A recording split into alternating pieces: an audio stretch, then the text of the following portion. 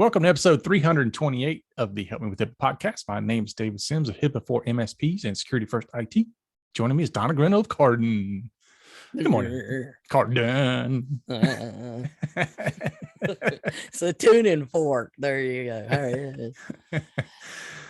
right. What's happening with your bad self? Or as we say here, what you know good? Yeah. What you know good? Not up to no good. There you go. But I got things going on. I'm hosting a bourbon tasting this weekend for the Atlanta Bourbon Women Association branch. So, I get excited about those kind of things. Oh boy. Yeah. So visiting with some friends, bourbon tasting, and we're supposed to get a little chill in the air. So it's gonna be a nice weekend. I'm looking forward to. Yeah, it reminds me of when you and I went to I don't remember the name of the place, but we had a business meeting and there was a bar. So you and I are walking to the bar and there's this wall of bourbon. It's a wall of whiskey, not just bourbon. Yeah. And so great choices. Yeah. And I, for the next, I don't know, hour or so, I get a very deep class in bourbon and whiskey. There you go. It was fascinating because I'm like, it's brown water. Yeah, it is. Yeah. You're like, telling me the history of these things, and this thing got put out on a boat somewhere for a year, and this one cost $1,800 a bottle, and this one was made. I mean, just all this information. And I'm like, wow, that's a woman who loves her bourbon and whiskey. No, it's just that I'm a nerd. I can't help myself.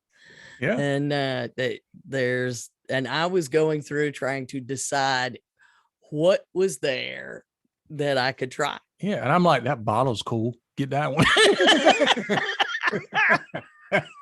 That one's got say that. That's got a horsey on it. Get the one with the horsey on it.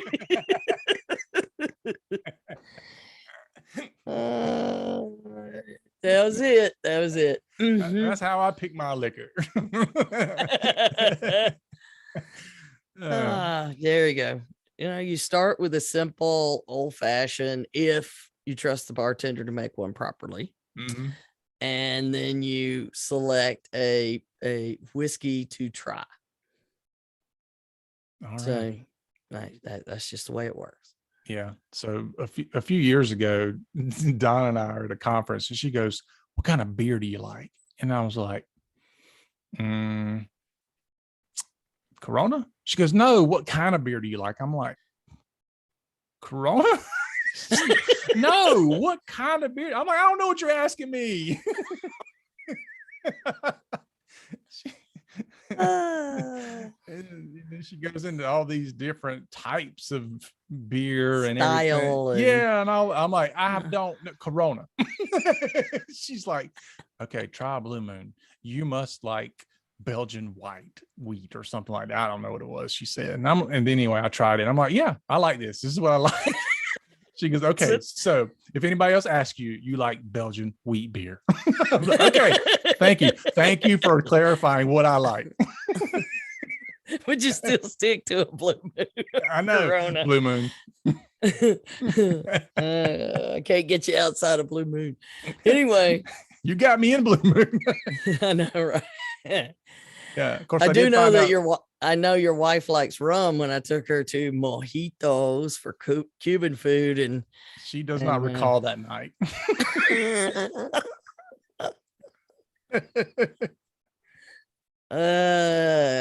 So just so you know, I can get nerdy about the food as well as the drink, and it doesn't matter. Yeah, well, it was helpful because I did go to dinner at some point after the beer discussion, and somebody was like, "What kind of beer would you like?" And I'm like, "Blue Moon." And the guy's like, "No, we only have craft beer." And I'm like, do you have a Belgian wheat? And they're like, you have white zombie. I'm like, sweet, I'll take it. Hey, that is a good one. I know. So That's see, a Carolina one. It helped me out. There you go. See, should have offered you that. The snobber. Anyway. So this is our Halloween episode. Mm-hmm. So every year we have done something a little different. And in this one, we're going to tell a true story. Yeah. Yeah. It's a bit scary. At least it was for us. A true, scary story. Mm-hmm. True, scary story. And it is our way of trying to scare everybody else. Yes, it seemed like a good time to do it. But before we do, we got some announcements though. Yeah, well, just to kind of throw it out there for those of you who want to know, Donna's organization, her company, and mine were actively targeted and attacked. So we'll get into that story. Yes, but yeah, we do have some announcements we want to make. So for the exciting, fun stuff, where's your drum roll button? I don't have it loaded. We just went through trying to make one. I know. I don't have it. Sorry.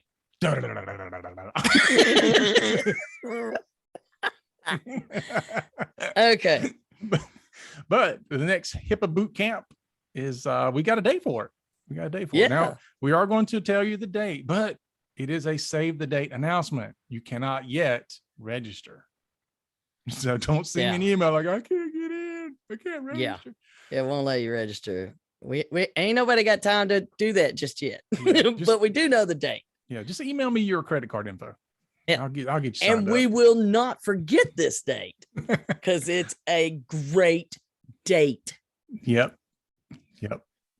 You ready? Yep. 2/22/22. Because I always screw up the date.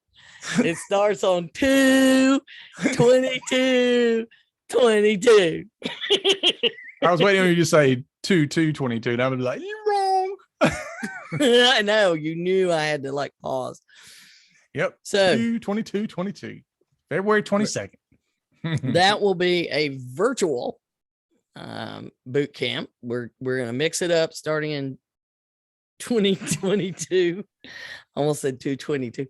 So we're gonna mix it up. So we're gonna do February virtual on 2/22/22, and we are planning a September in-person event. What? Yeah. Oh, wait a minute. You didn't say boot camp. So what did you mean? Maybe a bigger and better boot camp. Oh. An event in person. Like something like a, I don't know, symposium. I know. I just go look up the real word. What the Greeks, that's a Greek word. Go look up the definition. I want to call everything a symposium, not because it sounds interesting and snobby, but because I love the definition from the Greeks. Anyway, yeah, it could be something like that. An event held in a location with bourbon. With bourbon. I'm going to finally get to do my bourbon and breeches event. That's what it is. That's right. I'm ready. I'm doing it. So what I don't know. I'm working on a plan. It's going to be great. It'll be worth huge. It's phenomenal. There's never been one ever in the history of the world that will be better than the bourbon and breeches event I am planning. It'll be worth showing up in person, whether you like brown water or not, just to see what I'm doing with this spectacular bourbon and breeches event.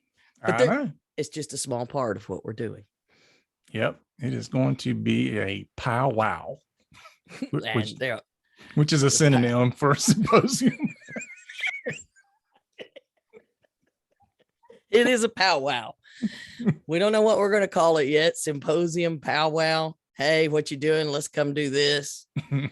Yeah, just bring your goodies powders. So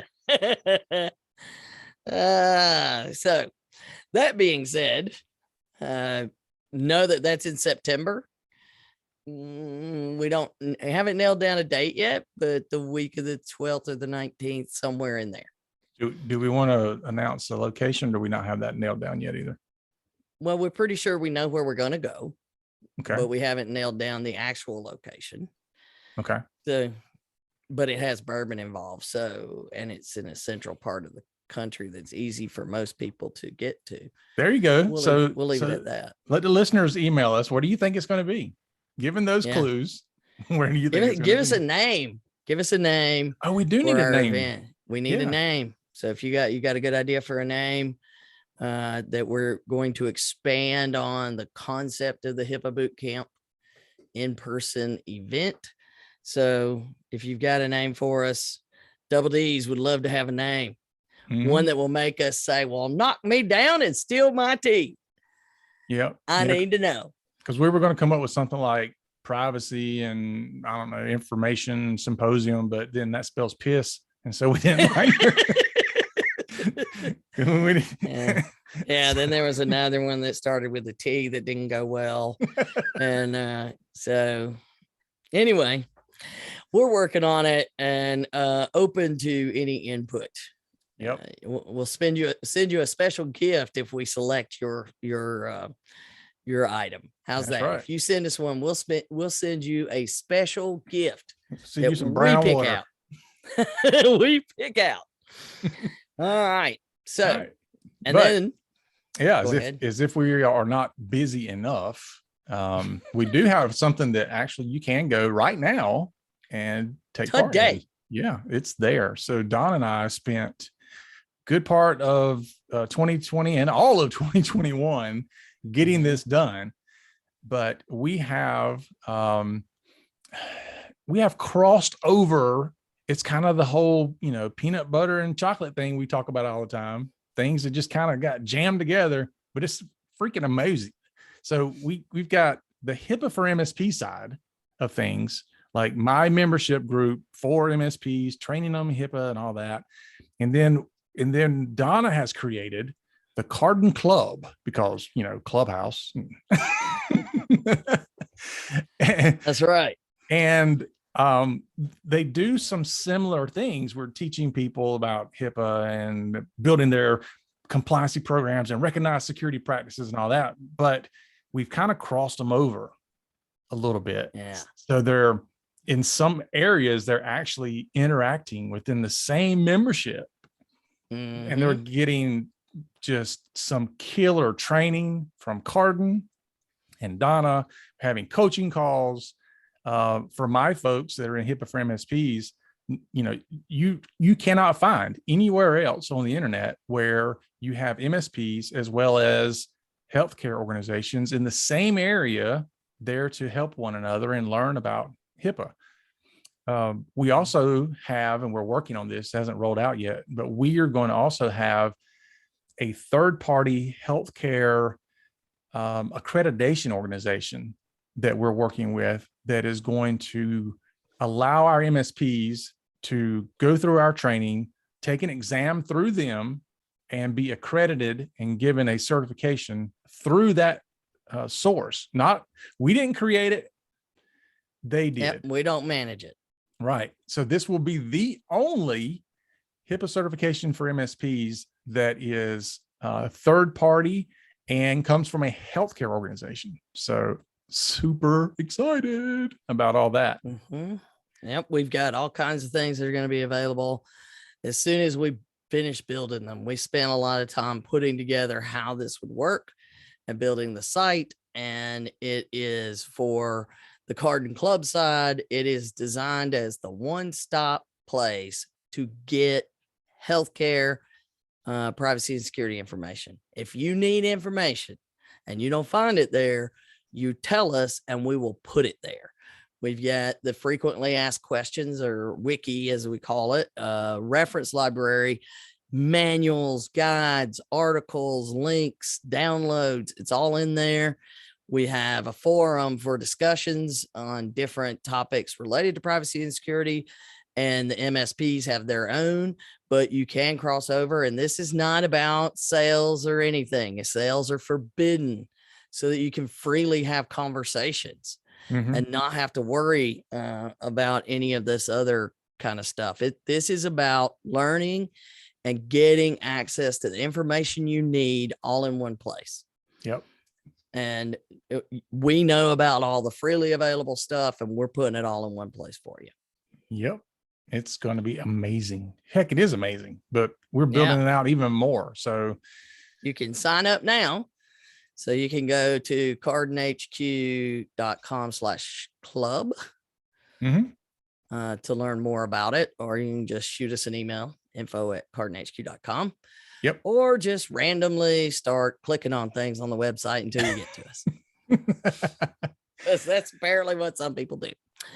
But it's fine. It only gives me something more humorous. And then the HIPAA for MSPs side, you have a really cool website. I don't have that yet. Yep. So you can go to HIPAA4MSPs.com and learn more there. As a matter of fact, if you're a listener of the show, if you'll shoot me an email, I'll shoot you a discount code to use at checkout. So just shoot me an email, contact@helpmewithhipaa.com, and say, hey, David, hook me up, brother. And just know that I will probably get the email first and make sure he sees it. That's right. So lots going on. So the boot camps, the soon to be named special event in September, and the Cardin Club, along with the brand new, bigger and better HIPAA for MSPs. And then we got to do this podcast. All right. You ready? Might as well be. Okay. It was a dark and stormy night. The wind howled as crashes of thunder. There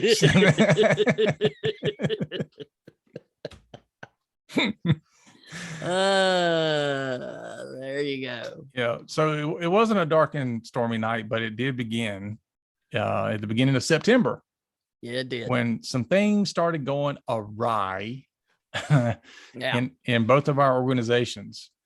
So you want to talk about what happened to yours, and I'll throw in kind of what's going on with mine at the same time. Simultaneously. Yeah. So sure, it seemed normalish, we'll say. That's a word. It is right now anyway. At first, a Monday morning, the team has a meeting. Sometimes I pop in and it makes them nervous. So most of the time I don't. But there was an email that went to Elizabeth and Krista from somebody named Brent, who was said they really liked the podcast and they wanted help with a very touchy situation, and the board wanted them to make sure that they got a NDA signed. So they were asking me about it, and Krista said it just didn't seem right. Elizabeth said, send us your NDA, send a reply, send us your NDA, and we'll look into it.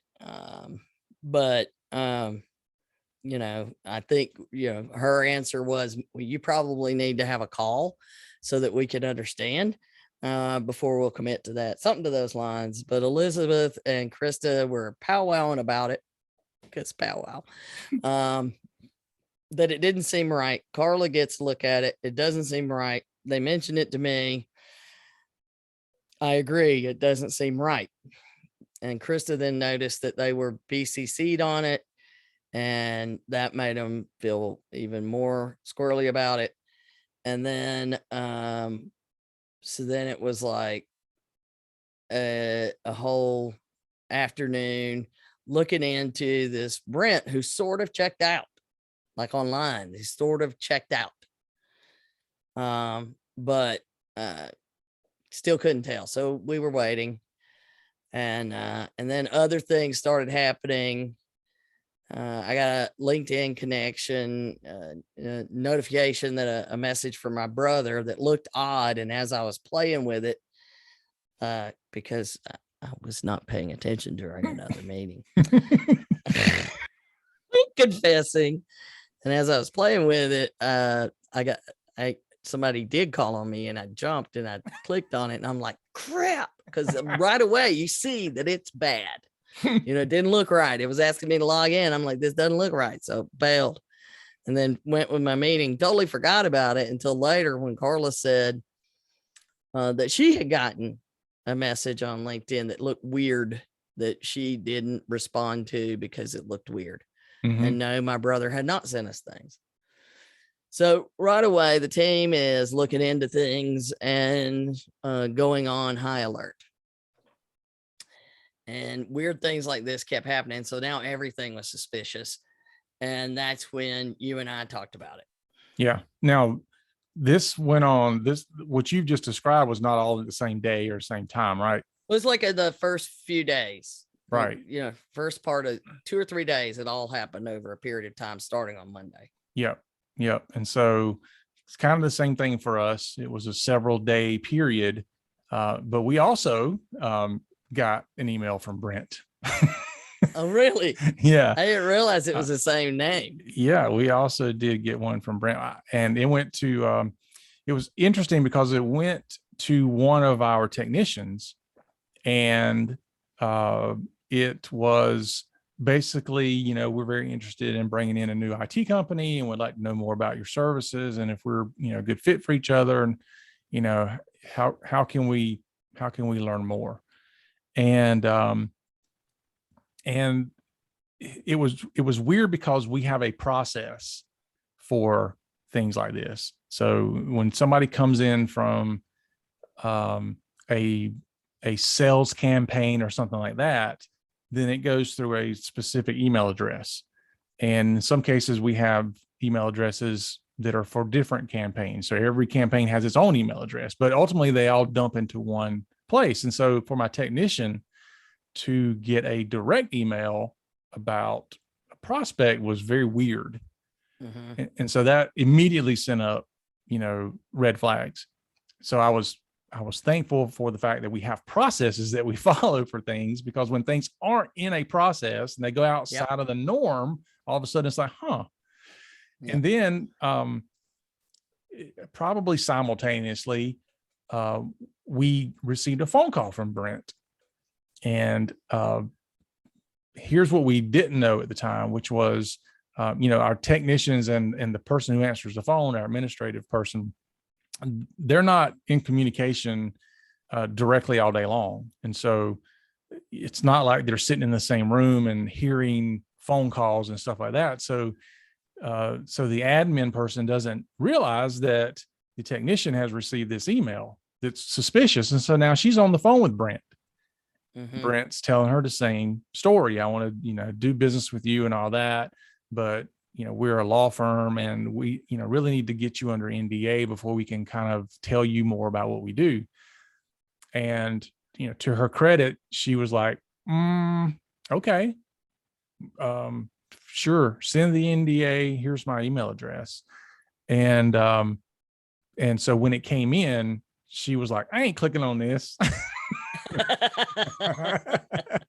But she called me about it, and she's like, what do you think about this? This kind of sounds weird. Like, why do we need to sign an NDA just to have a conversation at this level yet? We're just too weird. And so then they started digging into the name and who they said they were with, and a lot of this checked out, but we started noticing some differences. We started noticing that the email address was one slight letter off from the email in the signature.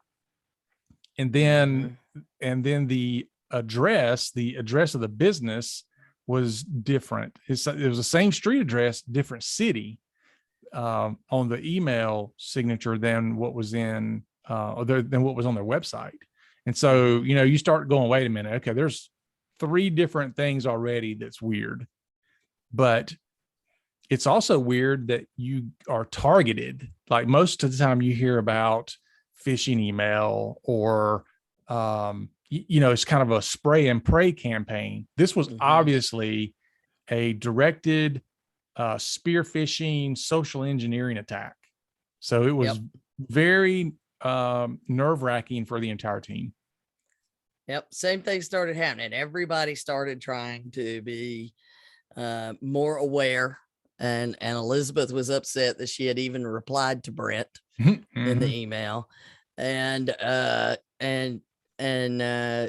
everybody went on high alert, it was good to see that they went on high alert, and weird things kept happening.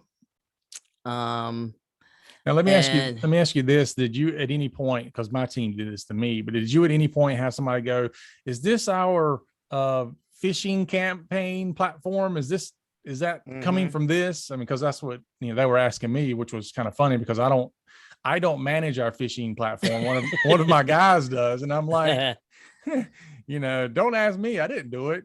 I don't manage that.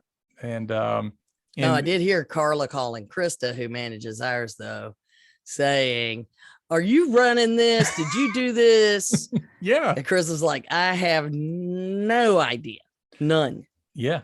Because this is not something that she could build in our phishing campaign. And our engineer that manages our phishing stuff, he said he's looking at everything that's coming in. He's like, not only did I not create this, but whoever's doing this is a professional. This is some really good stuff. Yeah. So that made me feel even better. Not. No, right. Because now it's like, well, we're catching these. What are we missing? Yeah. And so you and I, we talk about everything. We're work spouses. And so we were comparing notes on some things like we often do about problems. And so my team, this kept kind of going on and on, just, like it would go away and then all of a sudden it would come back. There was requests for social media connections that everybody started doubting. And I doubt them all the time. Because we get so many, you and I get so many that's sales and all of that. And I don't make connections with people on LinkedIn just because they send a request. I evaluate them, and until I let it sit for a little bit and decide, but the team, they're not like that. So now they're thinking everything is weird, and they're on high alert, but at the same time, I'm wondering what they're missing. Yeah, I discovered inadvertently during a team meeting a week or two later. We're having a conversation, and one of my techs says, because one of my techs had put in his 2-week notice, and he says, David, I don't mind having a meeting with you, but you asked to schedule the meeting after my end date. And I'm like, what are you talking about? He's like, your employee assessment meeting that you requested. I mean, my last day is on the 22nd and you asked to schedule on the 26th. I'm not even going to be an employee at that time. And I'm like, I did not ask you for a meeting. And he's like, I'd love to have seen your face. Yeah. And he's like, oh, and then one of my other people, she says, well, wait, I got one of those too. Uh-oh. And oh I'm no, like, it's yeah. And I'm like, okay, then there's something going on here. And then she says, okay, so what about the COVID-19 protocol that you asked me to put everybody's name and email addresses and cell phone numbers into the spreadsheet? Is that legit? Please tell me that's legit. And I'm like, I have no idea what you're talking about. Yeah, I remember when you called me. I thought we were both going to throw up over that one. I said, so you mean to tell me that an email came in from somebody? And she goes, no, it came from you. I'm like, it did not come from me. I need to see the email, because now I'm thinking, okay, great. My email account's been hacked, which is, that would be a bad day. And so she sends me the email. Actually, she didn't send it to me. I logged in. I was like, I'm going to remote into your computer and share your screen with me. So she shared her screen with me, and I look at it, and it was my email address, except the domain, instead of being securityfirstit.com, it was securityfirstlt.com. Very difficult to catch. Even had my email signature that I use in my email, which means that somewhere they got an email from me. Maybe I responded, or they hacked somebody that you emailed. Right. Or exactly. Somewhere they saw my email address, had my email signature, my picture, the links, the 405D logo, all that stuff that's in there. They took all of it and made it look exactly like the email was coming from me. And there was, the email to her was, I need you to fill this out. And she responded back to them and said, asked a question about it, and they responded back to her. So there's this whole chain of conversation happening. And it was just a link to a Google document. Now, it didn't ask for any credentials.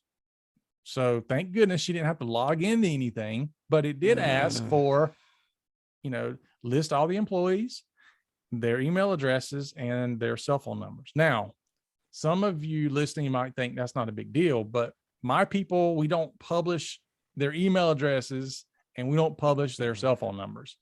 For me, you can find my email address and you could probably easily find my cell phone number, and I give it out to clients all the time because I don't mind people having it, but I also know, because I've given it out, that it could also be a vector of attack. And so I know that going in.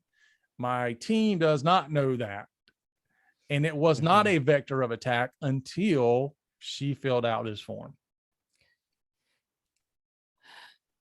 And so the good part was that in that company meeting, we were able to say, please understand, everybody, that your cell phone number has now become a vector of attack because it's in somebody else's hands, as well as your personal email address, because we communicate with clients usually through our ticketing system, not directly from email inbox. So there's no reason why any client needs to know my technician's individual email address. So I was able to warn them, and good thing I did, because guess what? That very afternoon, everybody started getting smishing attacks. Really? Yes. Well, see, ours is a whole different world, because it's not uncommon for us to need to sign an NDA to have a conversation so that people can explain what they need us to come do to determine whether or not we can go do that. And so, that itself wasn't super scary. I'm used to seeing those, but we have rules about taking documents like out of the blue. We don't, unless we know somebody and expect a conversation with them about a document. Most of ours is done through file sharing app online, where they upload the document and we check it out, and then we deal with it accordingly, but not put it on our devices, not provide any information, no logins or anything. Each individual works in one spot. So that did keep us from downloading or having a conversation or clicking a link to go work with. There were two different things that were sent. One was a document or a link to a form to complete. And at that point, Elizabeth was certain that people were after us and getting stressed out, which that's hard enough because she's the least technical of the crew. And so she knows she's a target. And with our group, we do have to communicate one-on-one. And there are times where our clients need our mobile numbers because of what we do. And we know that if someone we communicate with regularly, if their email account gets hacked, there's all kinds of information in there to contact us just because of the nature of what we do. So my fear is that one of our clients' email could somehow be involved because of the amount of information that was known. So that really got the team all worked up when the three of them all got emails from me. Same kind of concept as what your team got. They all got emails from me asking them to confirm whether or not this document with credit card information in it had been sent to our bookkeeper and confirmed with our bookkeeper, and then mentioned her by name. And at that point, I was driving down to Florida when that one happened, and I'm getting, okay, this is, how would you know that name? How would you get that name? Yeah. So you're thinking somebody's in your inbox at that point. I'm like, all right, are they in QuickBooks? Are they in, where are they to know the bookkeeper's name? Mm-hmm. That's the one that really stressed us out, because I'm just wrecking my brain. And so they call up our poor bookkeeper and they're like, you have to change every password. You have to do all that. And she was terrified. And, I'm still thinking, yeah, but how would they get that name? Because it's us that's clearly under attack, and not the bookkeeping company that assigns the individual to work with us. Mm-hmm. So, and then text messages about changing your Google password started coming in. That itself, that's a whole nother story about that. Google doesn't do that. And this is exactly why we don't recommend using the text message, SMS message version of two-factor authentication. So we absolutely hate using that, and we'll only use it if that's the only option that's available. So all of that was going on as well. And everybody's pretty much stressed out, and even telling like friends and family, Cardin's under attack. Mm-hmm. This was bad, and I'm just trying to go on vacation. So it was clear that it had something to do with the podcast. Yeah, because you and I were checking. Yeah. And so I called you while we were driving to get you to try to look into what was going on, since it was happening for both of us, so that I could go on vacation and tell the team, David's looking into it. Let's take a breath and be very aware that we don't fall for anything, because Security First IT has it. Yeah. My guys were checking people out and running, IP scans and reverse DNS lookups and digging through header information and emails. They were on the trail of this person. Oh yeah. And Krista was just absolute. We have to run a dark web scan to see what's out there.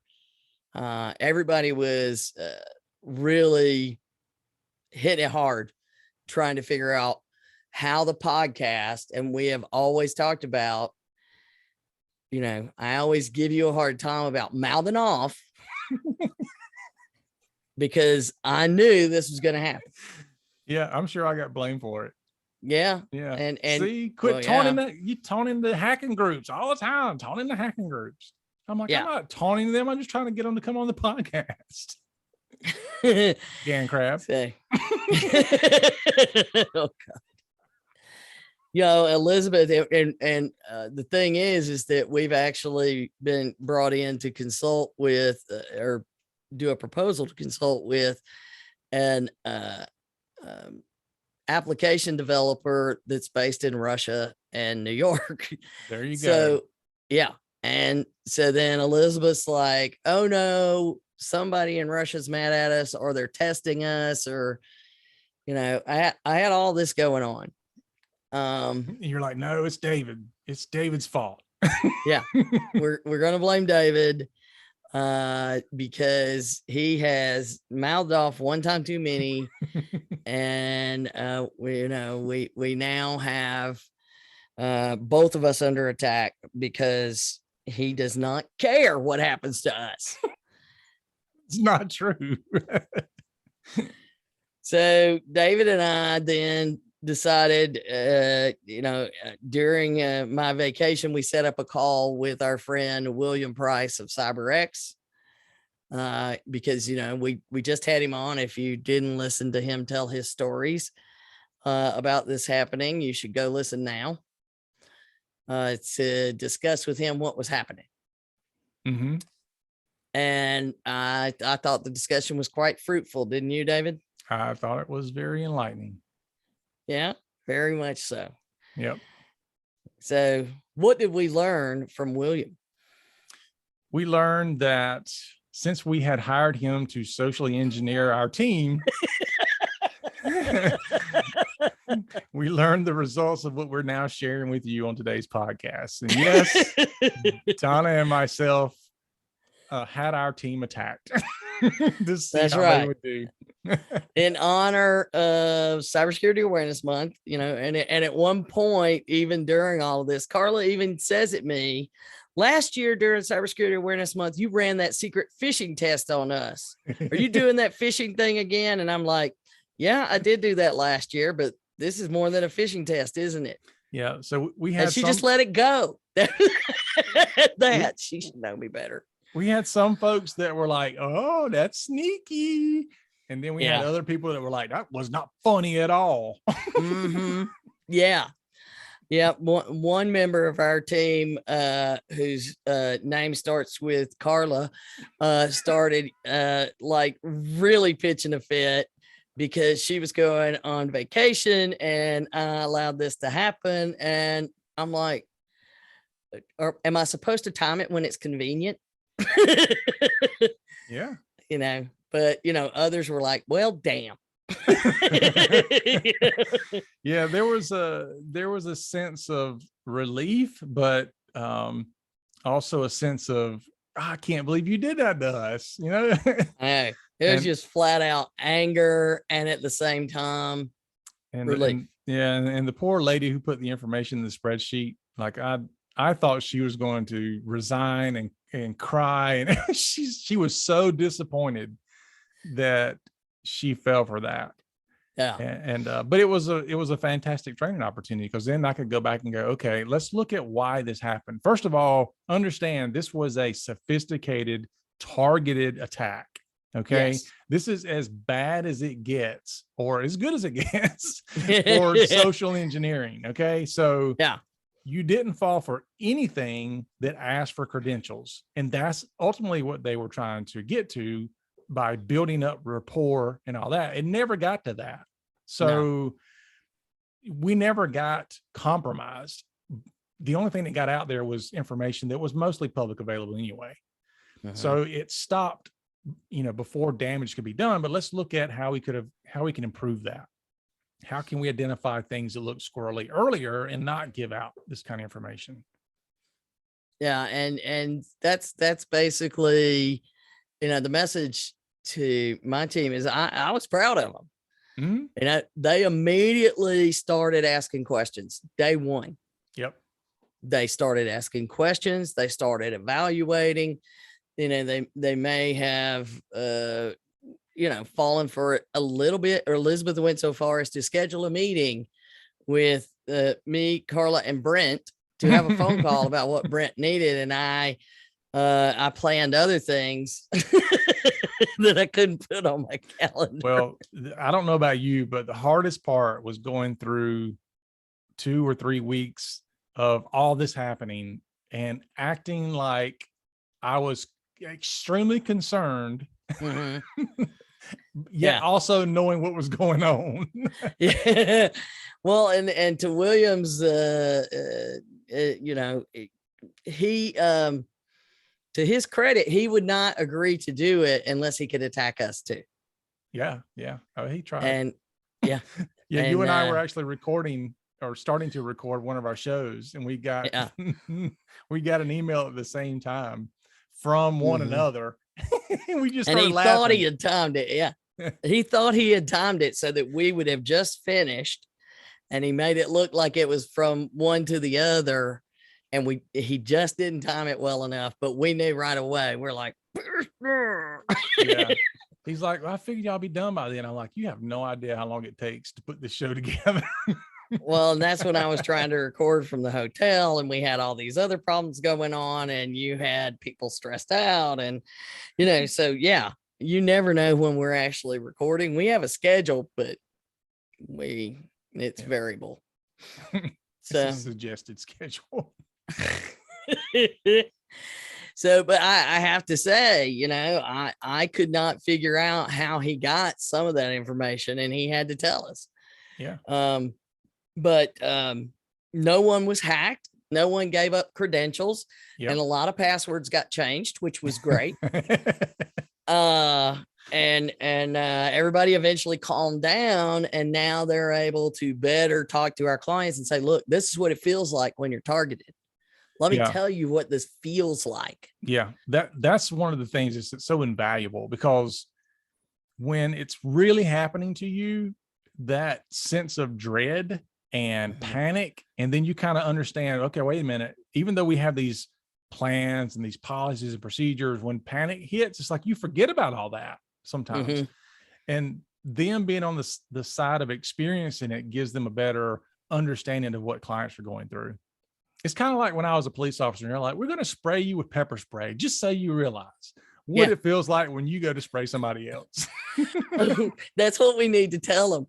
We just sprayed you with digital pepper spray.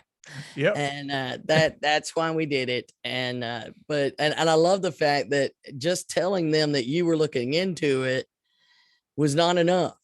They wanted me to look into things more and continue to do it. And I loved it that you send me a note that Krista got fed up waiting on you to run that dark web scan and entered her own ticket to get one run. No, she went slap around me.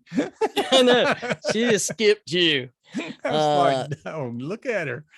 And she didn't even ask me about it. She didn't say, like, have you done it yet? Or anything. She just was like, it's been a day. That's too long. I'm getting this now. I'm going straight to the help desk. I was thrilled with the way they responded as far as protecting us and evaluating things and going on high alert and all of those things. And I was not proud of how people kind of yelled at me a little bit.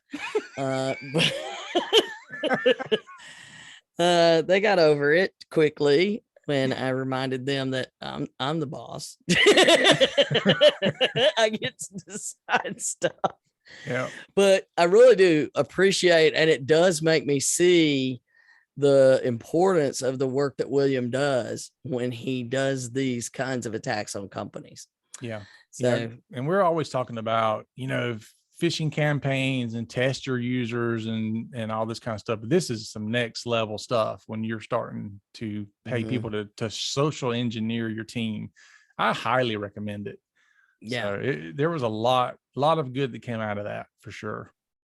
Yeah. There's a lot of freaking out and a little bit of yelling, but in the end, everybody felt positive about the experience because they learned how it feels.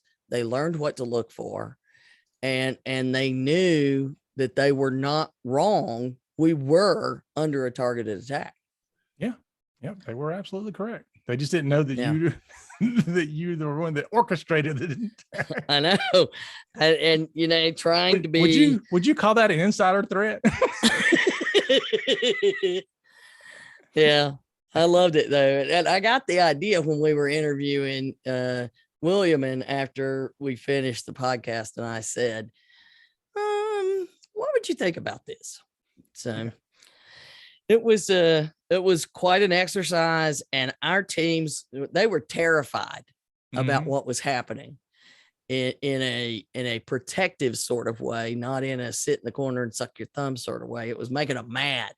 Yeah. And so I definitely was proud of how well they handled it. But anyway, as I said, I highly recommend it. You know, whether you're going to hire somebody like Williams Company or another company, you know, but shout out to my team too. They did an amazing job. You know, we were able to stop the threat. We were able to learn more about how we need to do more of the, what would you call it? The whack-a-mole syndrome. You know, look, when you see something, you need to say something, you know, don't just think it's only you, throw it out there for the entire team, because it could be a coordinated effort. So learned a lot from that, but they did great. And, some of our team, they knew kind of what was happening, and they started playing with the guy. Because William's like, yeah, they responded to this email. I'm like, I know, they told me they were going into it. They're like, let's see how far this guy was willing to take it. Let's see if he can give us enough information where we can hang him. And so they were they were trying to weed him out. Yeah, in some way they were kind of trying to figure out, can we attack him while he's attacking us? So I thought that was kind of funny. But at the same time, every part of you wanted to say, get back to work. I know. Don't spend a lot of time on this. What are you doing? That's exactly what's going through my head. But we're both proud of our teams, and we really appreciate everything that William did working with us. So it was great. Yep. All right. That is our show for today, folks. Have a spooky good day. Remember, for Donna and myself, HIPAA ain't scary. It's about patient care.